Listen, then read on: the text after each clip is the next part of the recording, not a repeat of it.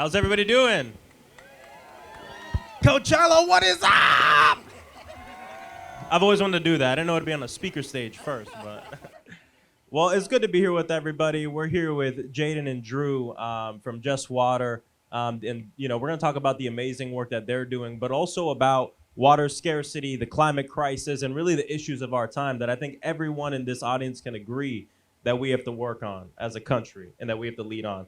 So I'd love to start with just talking about water. What do you think is something that folks in this audience might not understand or know about water or water scarcity? Well, the first thing I kind of want to say is that why me and Drew are here is because we started a company called Just Water together, which is a sustainable bottle of water company, and we started that about 10 years ago. So that's why we're here together. This is my guy, Drew. We've been working together ever since then. He's known me for forever. And yeah, I think the biggest thing when I started learning about water that blew my mind was that only 1% of the water on the planet was actually drinkable. And that just never, I didn't realize that when I started working on stuff, and that, water being trapped in ice and water being in the ocean and all of these different things, there's actually 1% of the water on the planet is actually drinkable. That kind of blew my mind and changed my perspective on water scarcity, because, you look out into the ocean, you look out into different things like, oh, we have so much water, we're a blue planet, our whole planet is water. But then when you realize that really all of the water that all of the going on 8 billion people in the world are drinking is just 1% of the water in the world that we're all trying to share and filter and sustainably put around the world for everybody. So that kind of was the biggest thing about water scarcity. It kind of blew my mind when Drew kind of put me on the path to start learning about it. We actually started talking about it. I was like, that tripped me out. That was the biggest thing that I was like, okay, that's insane. I can't believe that. I'll build on that. I heard this at a conference in New York about water. Okay, the water that you're all drinking right here has been around since the beginning of the universe. We do not make more water, or we do not get rid of water. It is the same water your great-grandparents have built or drank. And so the water in that bottle maybe 200 years ago could have been steam from a locomotive, right? That was rolling through the West. That water, the water is, when we're gone, this water is gonna be like, what's up, I'm here, forever. And that same water that was 200 years ago came out of a locomotive in, I don't know, wherever, India or somewhere, is gonna power a water car 200 years from now. The exact same water in that bottle. So water is persistent. We don't make more, we don't do ever, it just flows around, it goes through us, becomes blood, makes its way out. We are just vessels to move water from one place to another, basically. And at Coachella specifically. Yeah. Anyone learn anything new? Anybody kind of tripped out? No drugs needed. There you go. So y'all been doing amazing work with Just Water. You've done amazing work in Flint, Michigan. Is there anything you can tell us about water inequity in the United States? Because I feel like a lot of times people think about water and they think abroad, which is important. This is a global issue, grand mosaic of humanity. We're all connected. But can you talk to us about what's going on in this country?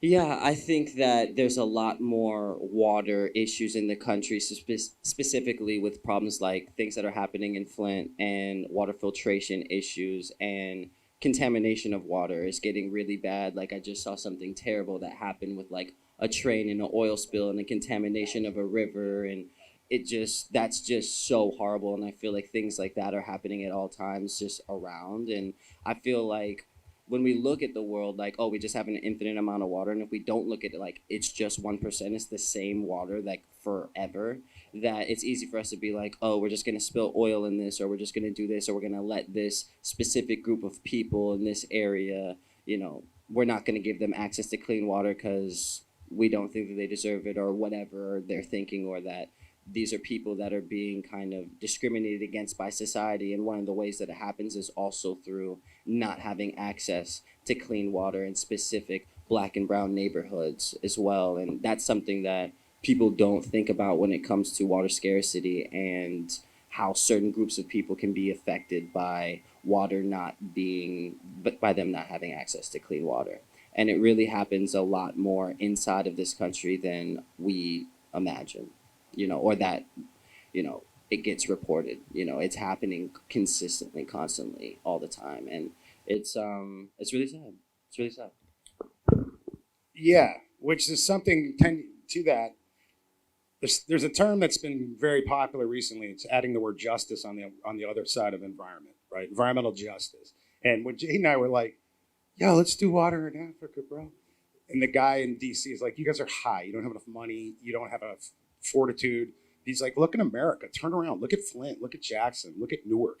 He said, "There's people right in our backyard, and nobody's in that space." We were like, "Fuck, you're right." So we went to Flint, and when you look at places like Jackson, Mississippi, which is different than the rest of the state of Mississippi. Jackson is 83% African American, 32% below the poverty level. The city of Jackson, okay, their water has been chronically not invested in by the largely Republican white people who can make the decision to dump tens of millions of dollars into their water system, right? So if you live in rural Mississippi, you're good, right? If you live in Jackson, you're trying to get your kids to work or do whatever, you're trying to keep your kids healthy, the water is not good there. But I'm going to put a comma on that, which is we can sit here because we do a lot of reading and stuff and tell you about all the bad shit that's happening with water. But there's also a reason to be optimistic because there's really, really, really smart people working on water conservation. All the water that fell in California. How do we save it? How do we recycle it? There's a reason to be optimistic that I don't think a lot of people in this crowd are exposed to. But Jaden and I, when we go to UCLA or MIT or Caltech, we see all these really smart people that are your age unfucking the problem. And there's reason to be optimistic with that. So when I look at the inequity and the racism, inherent racism, access to water in America, I'm pissed, I'm angry. It makes us do stuff like in Flint and Jackson, Newark. But I'm also optimistic because I think there are solutions that are afoot and you got to believe us. So there are people working on this. Yeah. Before I ran for Congress, I worked at March for Our Lives, which is a nonprofit to end gun violence. And we always said our mission is to work to not to have to exist. And we have to exist because of the failure of government. And I say that as a member of Congress. Wow. I'm part of that system now. Wow. Got to hold those truths. That's amazing. Yeah. So, when we think about water scarcity, a lot of times people like to silo issues. Water scarcity, climate crisis, gun violence, etc., urbanism. But what you find, and I think the great thing about Gen Z and young millennials is I think the age of the single issue voter is dying, right? We're not thinking about just one issue. We see how it's all connected. How would you say the climate crisis and environmental justice is connected to other issues? How is water scarcity connected to the greater climate crisis? Well, yeah, we were just talking about how water scarcity is connected to racism in so many different parts that are dealing with water scarcity in America and access to clean water. So we know how it connects there, but it also has a huge connection to sustainability as well, because when you're pumping water and you're moving massive amounts of water, for example, here we're having a conversation about water in the middle of a desert. To pump water here it takes energy. To pump water anywhere that it's not currently existing, it takes energy, and that energy requires fuel, and that fuel burns CO2 emissions, and those CO2 emissions go into our atmosphere. So eventually it all connects, and the problems are all connected, but so are the solutions.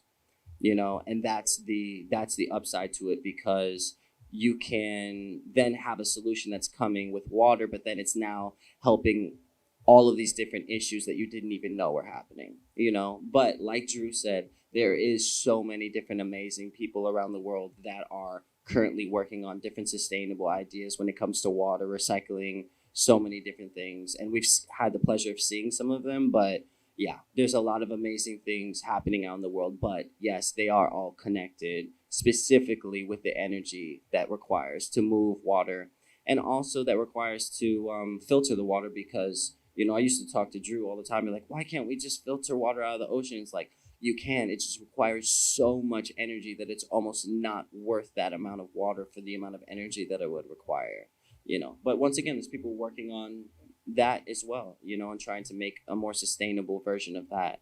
But yeah, it's all connected. It's all connected. It's me. We were up in California, water has to travel a long way from the north to the south. And we had the good fortune of walking over a pumping plant.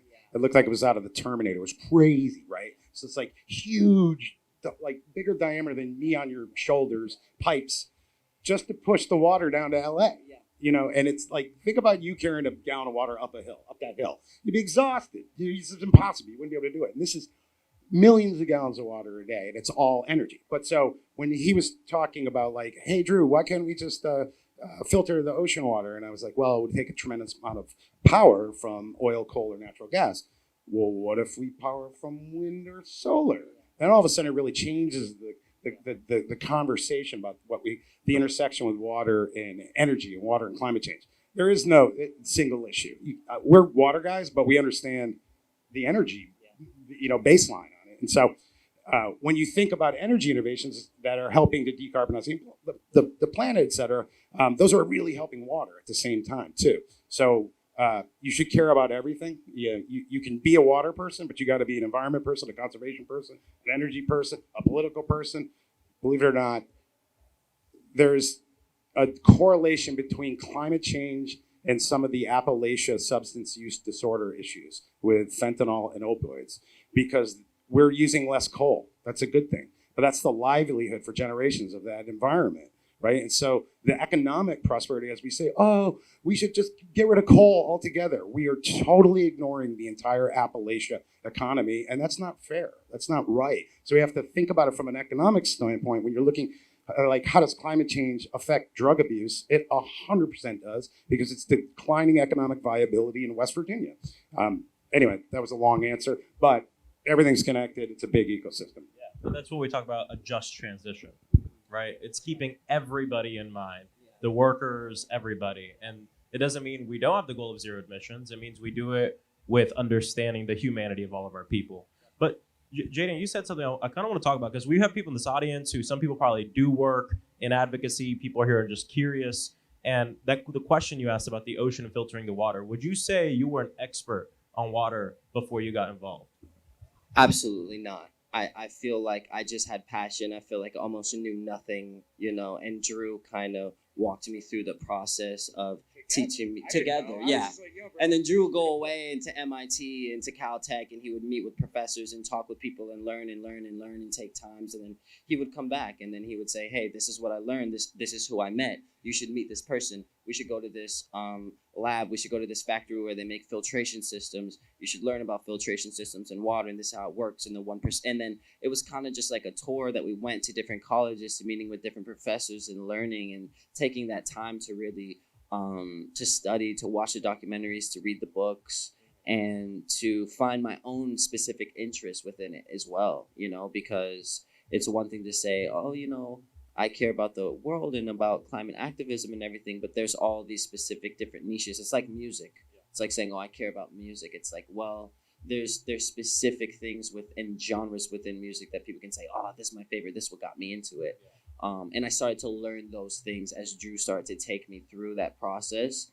I started to find like, oh, I like to create art out of sustainability and sustainable art, and make being sustainable easier for other people. You know what I mean? And that's when we started thinking about Just Water and thinking about 501c3 and a lot of other things. But I definitely was not, I'm not a professional on it now. I wasn't a professional on it then. I'm somebody that's curious and that's just open to learning, and to sit down with somebody and have them explain water things to me for like 2 hours straight, So it was just really my,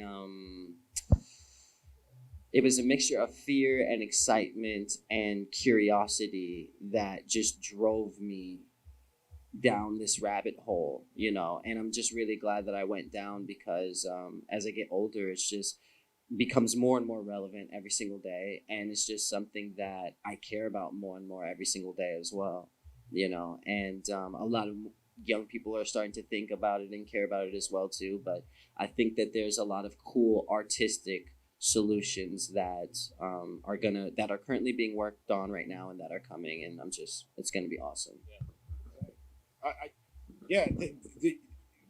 We were not experts, and I was just like, I'm going to read a book. Then it became like a game. Like can I consume more shit today about the environment, become an expert. And so a lot of times I would use musical analogies. Like for instance, Jake came to me, was like 12. He's like, we should power all of California with solar panels. And I was like, yeah, but it's going to take a wicked lot of solar panels. And I was just like, I had to think of a way to kind of give an analogy to that. And I was like, the solar panels that are on that roof over there are the equivalent of the cassette tape in terms of their capacity. You know, cassette tape, you get 12 songs. You guys are, when I was little, cassette tapes were the shit, right? Now they're just relics in their museums. But They know what cassette tapes are. maybe they met everything. Old is cool now, you know? Cool. All right, LPs, vinyl, whatever you want. So the solar panels we have today are really kind of subpar. They're the efficiencies of a cassette tape. But we're at Spotify now. We're at AR, VR. And so when we were talking about problems, like you were just talking about the train wreck in East Palestine, is a different problem than Flint, is a different problem than downtown LA. I kind of use the analogy of mixing in a record. When Jaden finishes a record, it's not done until you mix it and you master it. And so you can dial in different water systems for different particular problems. I'm only using that as the music analogy about how, I don't know. But what he's talking about is there's a huge role for the arts to play in climate change, and it's not explored fully yet. That's a great thing that everyone who's an artist in this crowd can feel safe to come more into the climate change conversation. Whether you're a designer, I don't care, needlepoint, you just love to knit, there is a way where the arts have been silent from the climate change space. And this kid, and certainly this young talented gentleman, understand it. He's a drummer, he's amazing.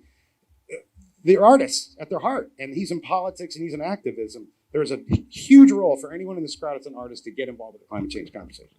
And building off of what you're saying as well, adding sustainable elements into the art that you make also can set your art into a different lane where it kind of gives you more of a time to shine, where it's like, oh yeah, people are doing this, but no, but they're doing this in a sustainable way and they're kind of in their own lane. And if you want the sustainable version, they're the only ones that you can get it from. And for a long time, that was like Just Water with us. There's a million bottles of water out there, but then we came with just a different thing. So it gave us our own little, well, you guys are kind of over there by yourself. So I kind of get this little time to think of like, I get space. It's not like you guys are surrounded by all these different things. So when you add sustainability into your art, it also can take it into a place where people look at it differently and where they're like, wow, I wouldn't normally look at this, but because it has this little flair to it, now I'm super duper interested. Yeah.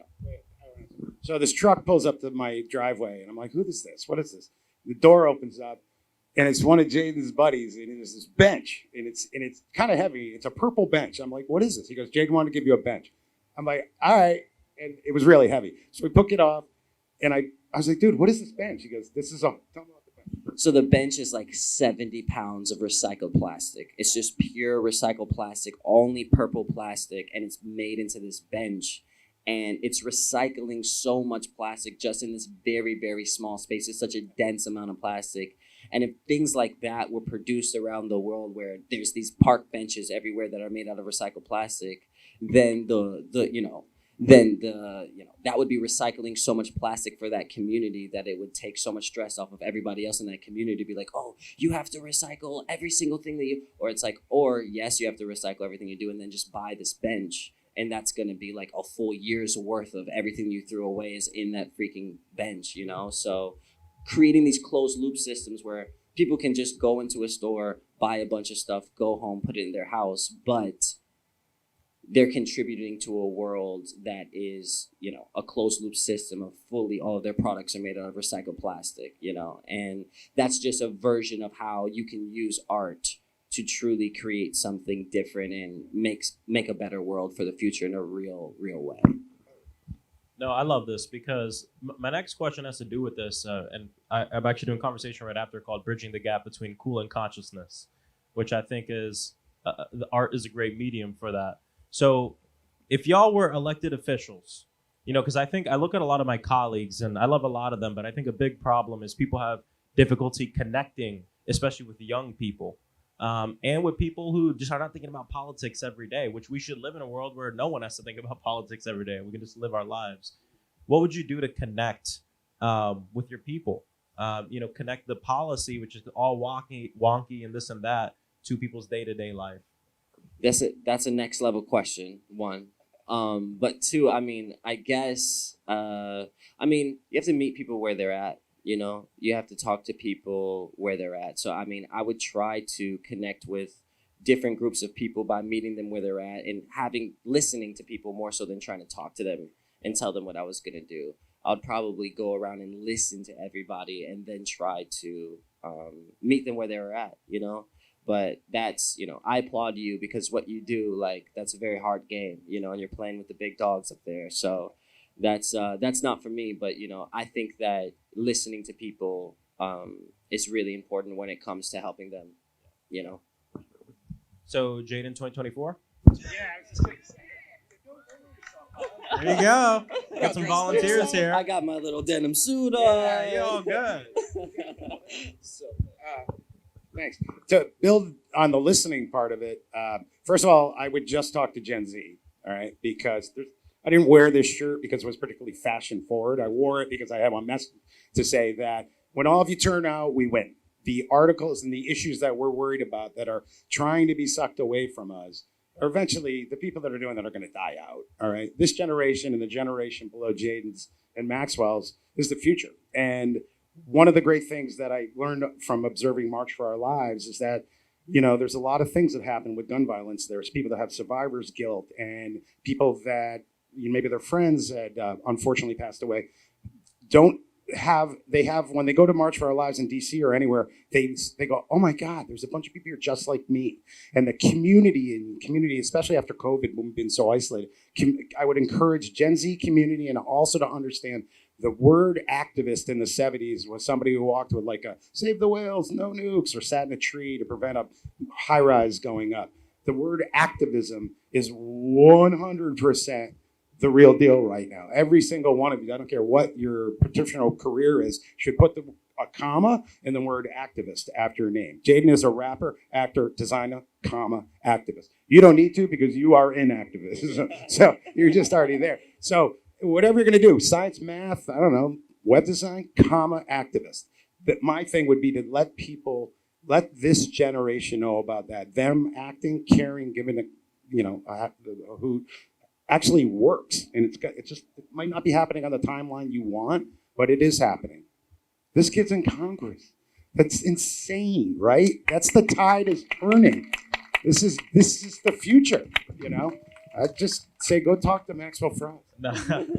No, but this leads me to another question too, which is when we talk about activism, I feel like a lot of times people feel like it is something that's far out there that they can't do themselves. And something I always try to tell people is it looks different for everybody. yeah. You know, not everyone has to be on the front lines of a protest. You can be, and we could use the people, but it could also be in different ways, right? That you put it in your daily life. Like we need activists that are business owners, 100%. clergy, everything. So we're going to talk about that. Like how do you do a lot of things? No, So how's activist advocacy and all of that? I feel like being an activist can be something that's so it doesn't have to be big, it doesn't have to be crazy, you know. It can be something that's just letting your opinion be known about something in a totally relaxed, chill way. It was like, oh, I feel like this, you know. And just by you saying to somebody like, oh my gosh, my friend feels like that, like, wow, I didn't know that about them, maybe I should just look into that a little bit, you know what I'm saying? It can be as small as,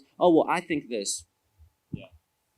It can be as small as that, and it can be as big as, you know, going on stage at Coachella and talking to a large group of people about it. But I think both of them are things that are in the butterfly effect that they'll go down the line and make an effect. You know what I'm saying? And I think that it doesn't have to be something crazy. It can be something that you follow. Like even just, I think just people seeing certain things that I follow, like, oh, I need to follow Al Gore. You know, I need to follow Paul Hawken, you know, I need to follow the climate solutions. I need to follow the TED Talks. I need to, you know what I mean? It's like, you can just by that, your friends say, why are you following TED Talks? why are you following, you know, why are you following climate activists? Why are you supporting climate activists? And sometimes being an activist can be just about supporting others or just saying and say, hey, I feel like this. I'm going to wear this shirt today. I'm going to buy that brand, you know? And I think that that's what I want to do in the future, where people shouldn't have to, oh, I don't want to go and stand up on top of my car and yell at everybody or whatever. You should be able to just say, hey, I'm not going to buy that. I'm going to buy this. And that's my choice. And by that choice, I'm now an activist in this world and trying to create a better world, you know? And those are the things that I try to do in the world. It's like, I just want to make it easy for people. I just want them to be able to go and say, hey, not that, this. And that's the only choice that they have to make, to just create a better world, and you make those choices over and over again. Not that water, this water. Not that new bench, I'm going to buy the old recycled bench. Not the new hoodie, I'm going to buy the old hoodie. You know what I mean? No, I'm not going to do that. I'm just going to wear the same clothes or the same shoes until they're literally destroyed. It's those little small things, It's like, or people will talk about how being vegan and vegetarian is so good for sustainability. Don't become vegan. Don't become just eat a vegan meal once. Just do it for one day. Don't do it for your whole life, But if everybody did that for one day, that would change the world, So it's the small little things. And then once you do it for one day, then you do it for 2 days. But it's not about doing and being crazy. It's just about the smallest little change could be that thing. Like, I went on this entire climate journey that I'm on right now because I had 2 conversations. It wasn't because somebody stood up on top of something or did something crazy. It's because of 2 very simple conversations that I had with 2 people. And they were both under 2 minutes. It's very simple that it can you don't know what your words or your feelings or your actions will do to trigger somebody else to inspire them to live a completely new life. And I've seen it happen with other people, and it's happened to me multiple times. So being an activist can be as small or as big as you want it to be.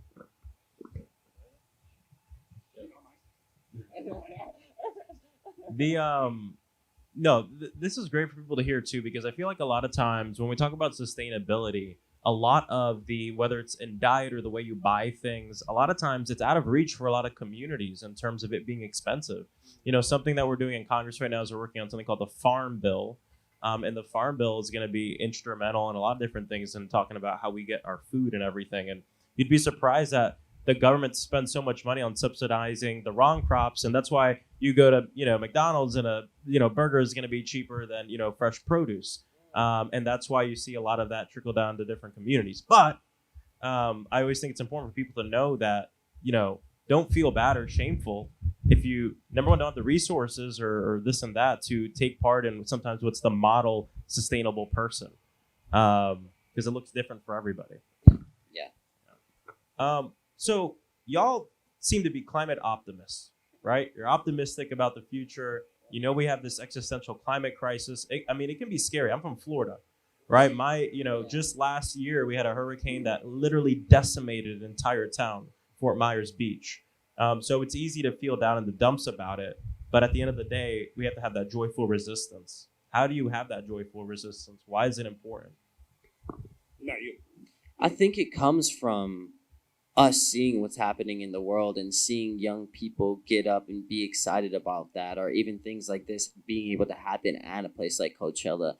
You see people, you see Greta, you see people marching in the streets, you see young people coming up with new things. People like Dave Hackins, who created Precious Plastic, that's just recycling. It builds these communities around the world that teaches people how to recycle products, but for things that they need in their own life, whether it's plates, chairs, forks, different things that they can use and actually sell and create an economy out of the trash in different communities. Then you have Boy and Slat, who's going into the ocean and literally picking up plastic out of the ocean with robots and different things, taking those things and recycling them. Then you have Four Oceans, that is actually based out of Florida, who's going into the ocean, taking plastic out, turning them into little beads for people to wear. You have people taking CO2 emissions out of the sky, turning it into vodka to drink. You have people taking CO2 emissions out of the sky, turning it into soap. You have, technology and solar panels are increasing, and thin film solar is getting better. Wind turbines are getting better. There's these new types of geopumps and things that are going earth batteries. You have new types of sustainable building materials that are coming with 3D printed houses and sustainable drywall inside of houses. So there's so many different things to be optimistic about. There's so many different technologies that are coming out right now. And like you were saying, with the government and subsidizing the wrong food and making a burger, cheaper than fresh produce in certain neighborhoods. The same thing is happening with technologies, where we need to focus on the right technologies and maybe do a little bit less subsidies on the coal and the things that are burning CO2 emissions, and try to help on the things that are actually going, like solar panels, like creating a lab in the world, like we are going to perfect the solar panel right here, you know what I mean? Kind of focusing on those bigger things, but once the big dogs start focusing on those things, things will also change, but it's only going to happen because of what we do and when we go out and the differences that we make and those small little changes that we make in our life that really are going to take the difference, you know, in all of us. So I think we stay optimistic because we just stay out here and we look for optimism too. And we look for people that are doing amazing things, and we look for joy, and we look for positivity as well, and we find it. And we find it when we look. And I just think you have to look. Basically everything Jaden just said, so because that was a fair amount. There's two types. If we continue to be optimists, we win. But there's two types of optimists, right? Put them in two different buckets. Optimist one is, I'm really optimistic about the future. I hope it goes well, right? Then there's optimist two, which is, I can change the future, and I'm optimistic we will if I get involved. If you are optimistic and active, we will get a handle on this thing. If you're just optimistic, there's four buckets, basically.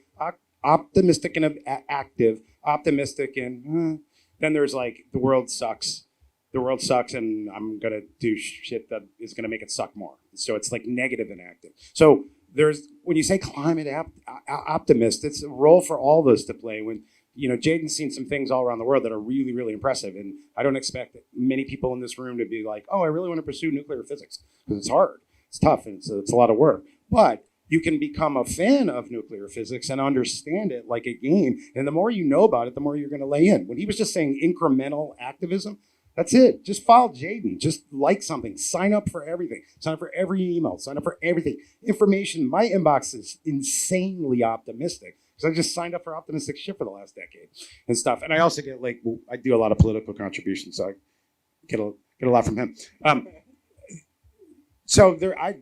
Listen, I'm 52. He's 24. In 2050, the middle of the century, I'll be 79 if I'm here, knock on wood. You'll be 54, 52. That's 27 Coachellas from now. So eat your greens. Think of all the stuff in 27 years. If we've made so much progress in this. Farm Bill is insane, by the way, for regenerative ag. You should definitely look at that because monocropping sucks. We are making huge strides in electric batteries. By 2032, 67% of the vehicles in the US will be electric. That is like me losing 50 pounds in 2 weeks. That's that would be crazy. That's like a tidal shift in the automotive industry changing that quickly. I mean, 2032 seems like, oh my God, it's so far away. It's not. It's like around the corner. It's like 2 election cycles. So it's happening. Deforestation hit a ceiling 2 years ago. It's sort of on its way down. CO2, we're going to probably make our targets if people keep getting their shit together. There's reason to be optimistic. Stop doom scrolling. Read the good shit. All right. I feel optimistic. How do y'all feel? Rock and roll lives. Rock and roll lives. All right. So, do y'all have any parting words for everybody? Enjoy Coachella. Love you guys. Go change the world. Life's going to be amazing. Don't take too much shrooms. We're going to have a fun time. It's that simple. Just follow Jaden. It's going to work out. Nah, things are going to be okay if we're active and we're engaged. So I love you guys. And thank you. You're the best. And what you're doing is exactly what needs to be happening. So thank you. It's been great talking with you, bro. All right, y'all. Much love. Thank you for coming.